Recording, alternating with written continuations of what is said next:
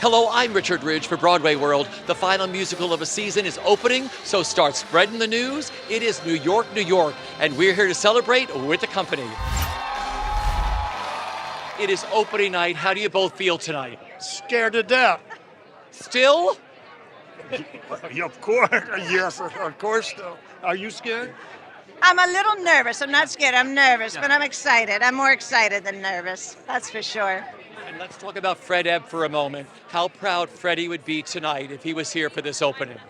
He's actually up there on the stage. I know.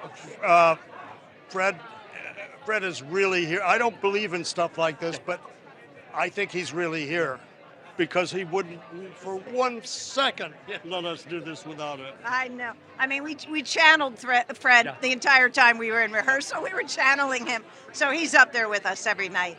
Let's talk about John Kander, one of my all-time favorite people. He fell in love with you during In the Heights. You have quite a history with him. What do you admire the most about John Kander and working with him?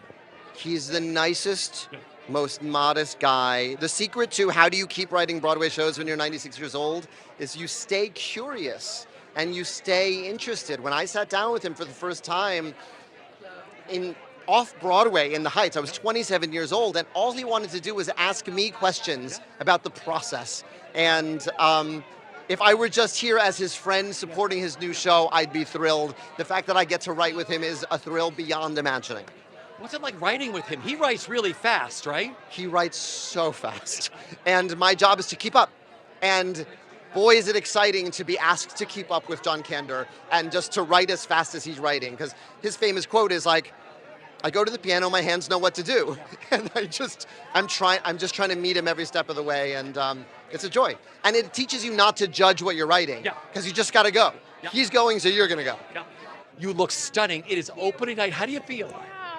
My heart is so full. It's what you just said. It's getting bigger and bigger and bigger by the second. I'm so excited to do this show tonight. But that's what this show does. It expands your heart. You fall in love with all the people on stage. You fall in love with this show. What's made this so special for you? The people. This is an incredible company of human beings, not just talent. That's a given. Go see the show. But they are so generous, and they are so kind, and they lead with love. And creating this piece along artists like that, there's nothing like it. There's nothing like it. You feel like you can fly. It is opening night. How are you feeling? Like, what's going through your mind all day today? I can't talk about it too much because I'm pretty misty-eyed about it. I'm profoundly tired, but I'm wired beyond belief that we get to debut this thing that we put a lot of sweat equity into, you know? What's made this so special for you, Colton, with working on New York, New York? Couldn't distill it down to one thing. If I could, the fact that when I leave John Kander every time we exchange I love yous, you can just put me away. I'm set now. Send me off into the sun. Yeah. Sharing the stage with Colton, what is it like, the two of you working together? I've said this a lot. It is like a feral playground game. We are just two kids making each other crack up the entire time. It is so easy. We yes and each other all the time. It's the best. And just how much joy you all bring to audiences here at the St. James, what that means to you.